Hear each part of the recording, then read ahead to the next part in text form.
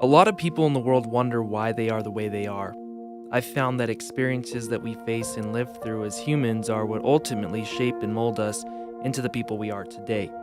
These experiences are life lessons. Some are sad, others happy and funny. But with every step we take and every experience that we encounter, each and every one happens for a reason. I've experienced a great deal so far, but very little tops experiencing the death of my dog. Death has to be one of the most crucial experiences with the most significant moral lessons connected behind it. No one can take any moment for granted because it only takes the snap of a finger for anyone's life to head in an entirely new direction. My story begins with my dad coming home late one night with a surprise for me. He opened up the front door and a small golden brown Yorkshire Terrier ran into the house and started exploring. While he was running around the house, sniffing with his wet nose and looking around excited to have found shelter, I decided it was only right to name him Lucky, because that's exactly what he was.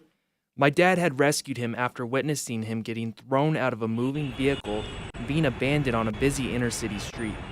He could have easily died right then and there, but that night luck truly prevailed for the little guy, therefore the name Lucky seemed to suit him the best.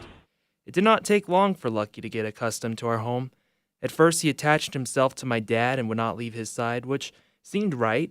My dad did save his life, and I'm sure instinctively he had caught on to that. A couple of weeks later, however, he ended up getting close to me and eventually ended up staying by my side till the end. Lucky became my wingman, my best friend. If I closed my door and locked him out, he would knock with faint scratches from his paw until I opened it to let him in. He was demanding, yet loving and caring. If I were in a bad mood, he would sit there by my side till I knew I was feeling better. If I went on vacation, he would wait by the door until I got home. His loyalty was something I had never experienced before in anything.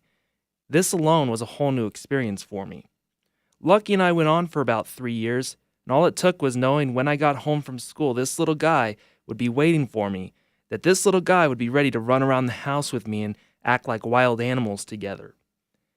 He was the perfect friend for a kid my age and could keep up with me much more than my parents ever could. August 1st, 2010 came around and it started like any other day for me, or so I thought. I got up, did my morning routine, went to school, did the same thing I did at school every day, and then headed home the same way I took to get home after school every day. All of this was leading up to what seemed like a pretty standard day to me. My cell phone began ringing. It was my mom, so I picked up without hesitation. She was tearful, which led me to believe that something was terribly wrong. I instantly assumed the worst due to the tone of my mother's voice. Instantly, my mind began racing at hundreds of miles per hour, as if I were on a rocket ship hurtling through outer space. Questions began to surface. Was my grandma all right? Was there an accident? Was my whole life about to change from the news my mom was about to reveal? Mom began telling me that she had put Lucky outside for about 20 minutes while some guests came over for a visit. This was something my mom did often in order to assure guests in our home were comfortable. Mom continued to tell me that when she went outside to check on Lucky, that he was slumped over and barely breathing. My heart dropped to the floor instantly. My first instinct was to pull over and gather my thoughts as she continued explaining, but it was almost as if I was frozen in that moment of bad news. I couldn't move. Minutes earlier, I saw my dad driving away from the house a couple of blocks back before my mom called, but originally had thought nothing of it. Mom told me that he was taking Lucky to the animal hospital. I turned the car around without hesitation to meet my dad and Lucky at the vet. I remember praying over and over again, God, please let my dog be okay. Please just let him be alive when I get there. I arrived at the hospital, and the snapshot moment that I will never forget is walking into a room and my dad telling me that my dog Lucky, my buddy, my wingman, had died. The vet brought him in, and I held him for about an hour, huddled over him, pleading for him to please wake up. I kept asking why, as if I were expecting some invisible voice from the sky to explain why in the world something like this would even happen. Lucky was gone, and my best friend had just died. Now, as easy as it would have been for me to be angry at everything and everyone in that moment, and don't get me wrong, I was for a little while, I knew in order to be able to accept what had just happened, I would need to find the moral lesson behind it all. Everything happens for a reason, and now it's time for me to search for that reason. Lucky taught me one of the most valuable lessons I've ever come to learn.